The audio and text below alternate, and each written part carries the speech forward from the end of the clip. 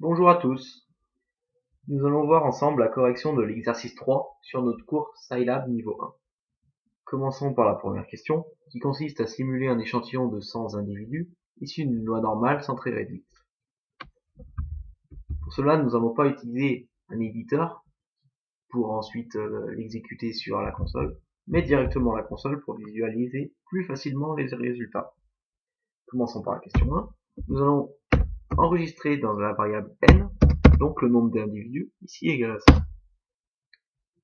Dans la variable h, nous allons générer donc à l'aide de la fonction grand n individus, ici égal à 100, de la fonction normale, de la loi normale, qui possède deux paramètres, l'espérance nulle et un écart-type de 1.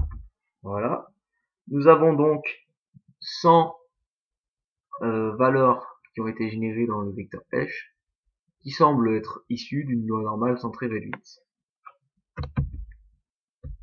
Passons à la question 2. La question 2 consiste à calculer les indicateurs principaux de l'échantillon, la moyenne empirique et la variance. Allons-y pour la moyenne, avec la fonction min, tout simplement, qui se rapproche de 0,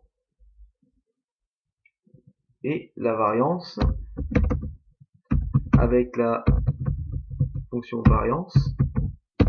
Attention avec Scilab, la variance se calcule avec 1 sur n-1 fois la somme des écarts à la moyenne, et nous voulons la variance en 1 sur n. Nous allons donc utiliser l'astuce avec le rapport n-1 sur n.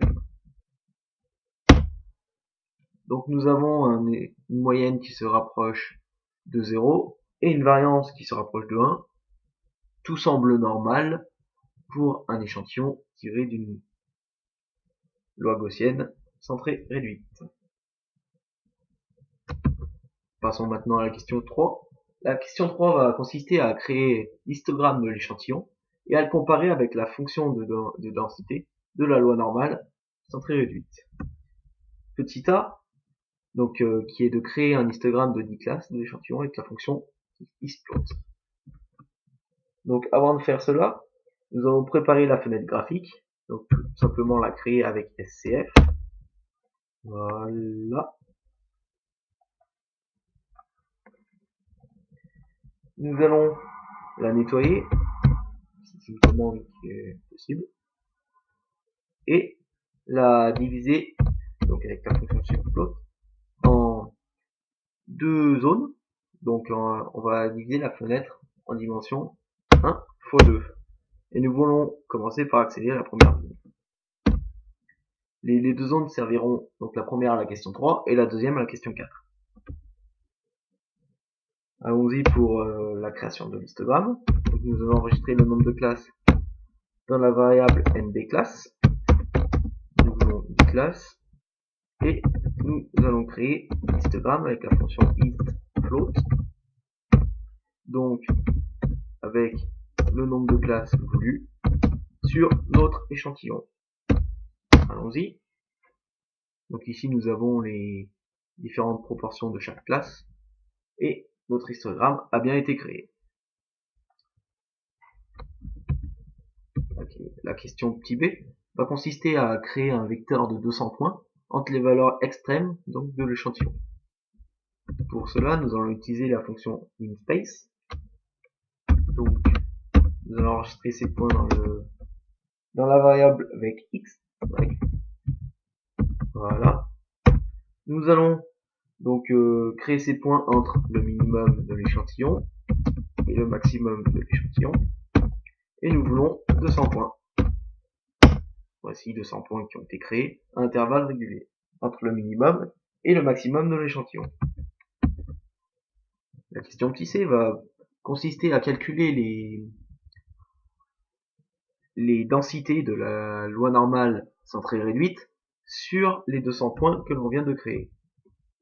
Donc pour cela, nous avons la fonction de densité de la loi normale, que l'on peut simplifier, parce qu'elle est un petit peu compliquée à premier abord, que l'on peut simplifier pour la loi normale centrée réduite par cette fonction.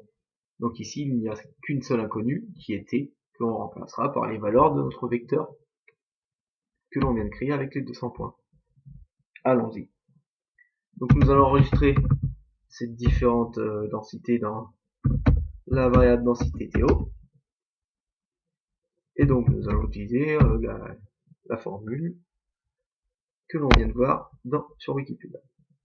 Donc, nous utilisons notre vecteur que l'on va mettre au carré, puis que l'on va diviser par 2, et cette expression va être multipliée par 1 sur la racine de 2 fois pi. Voilà, nous avons donc les densités pour les 200 points du vecteur x. Nous avons fini la question C. Passons maintenant à la question D qui consiste à afficher donc la courbe de densité sur donc l'histogramme que l'on a créé à la question A. Allons-y.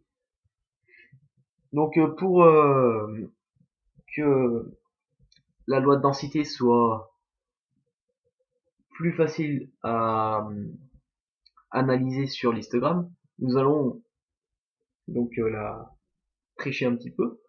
Nous allons la rapprocher de l'histogramme à l'aide d'un rapport. Donc ce rapport sera le maximum de l'histogramme sur le maximum de la densité. Et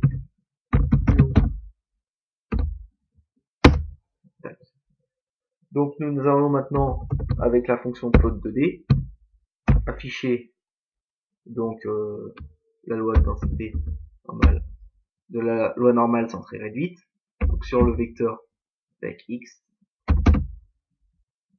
Donc c'est densité TO que l'on vient de calculer, que l'on va donc calculer par notre fameux rapport max h sur max de d. Nous allons appliquer une mise en forme pour que cette loi de densité apparaisse en rouge. Et donc voici notre représentation.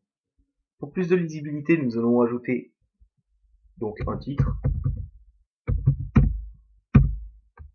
histogramme et fonction de densité, et un titre à l'axe des ordonnées. Je vais vous expliquer pourquoi. Donc proportion des intervalles de l'histogramme.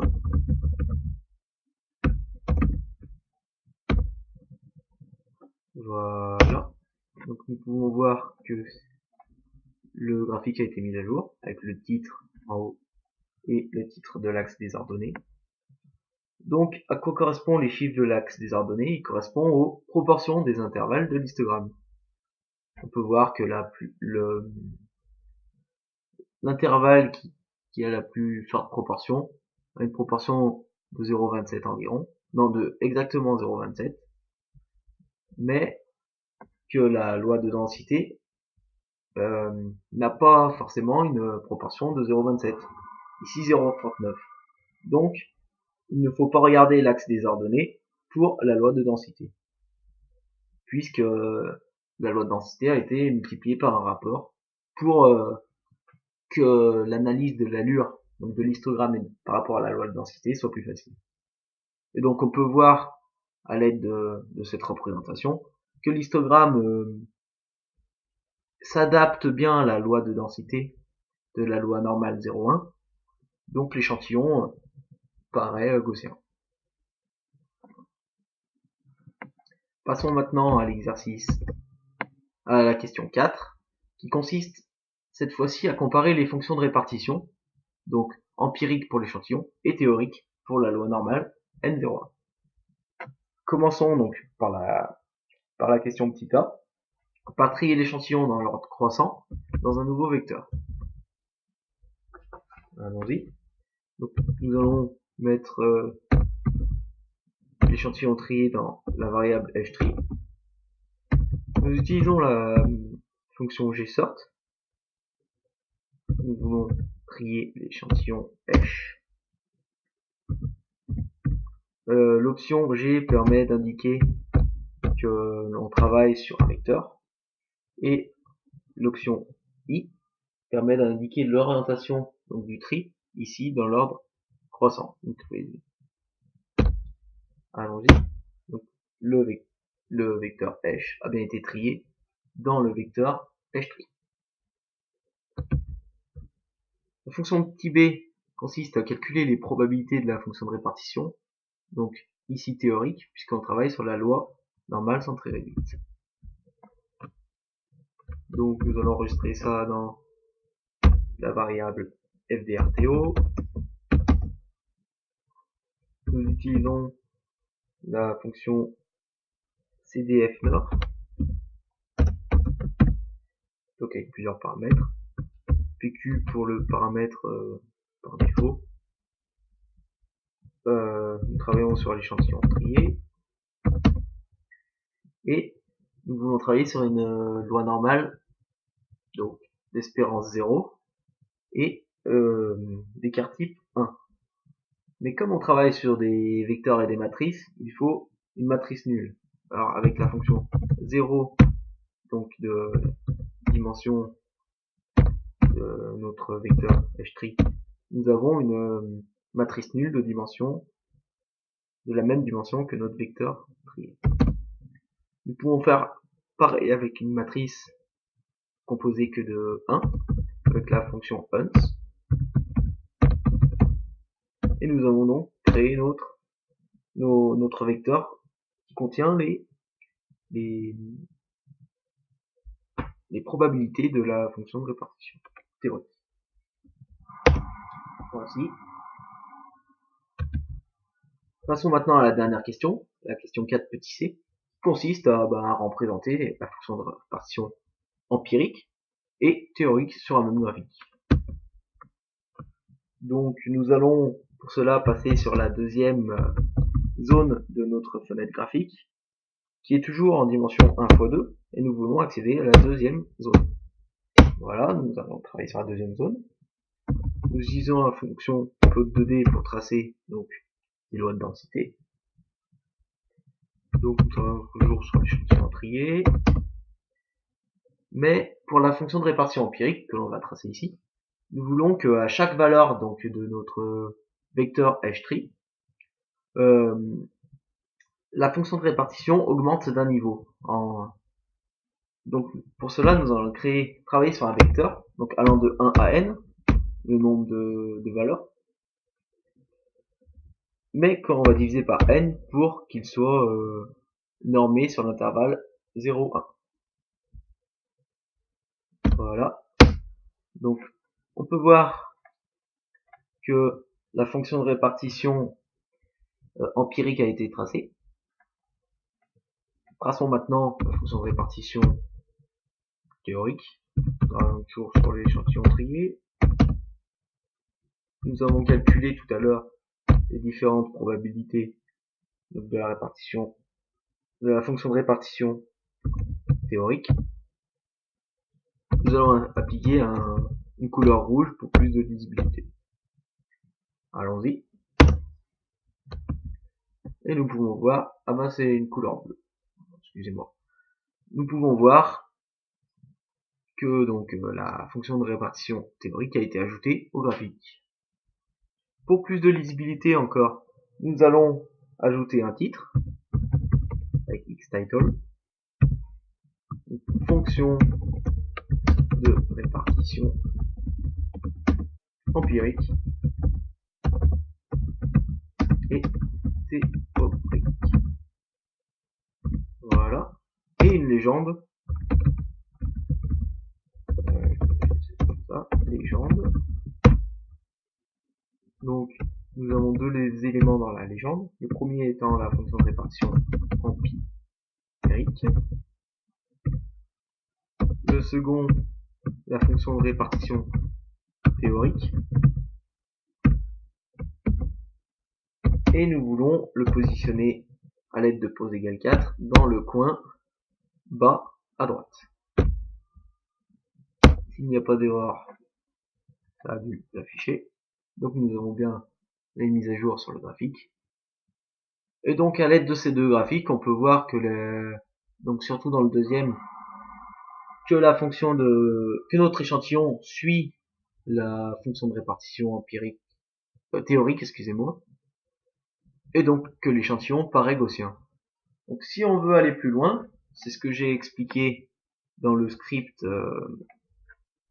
de l'éditeur. Donc si on veut aller plus loin, on pourrait tester la normalité de l'échantillon à l'aide d'un test statistique. Sachant que le test le plus approprié étant le test de Shapiro-Wilk. Nous avons cherché s'il existe sur Scilab. Nous l'avons pas trouvé.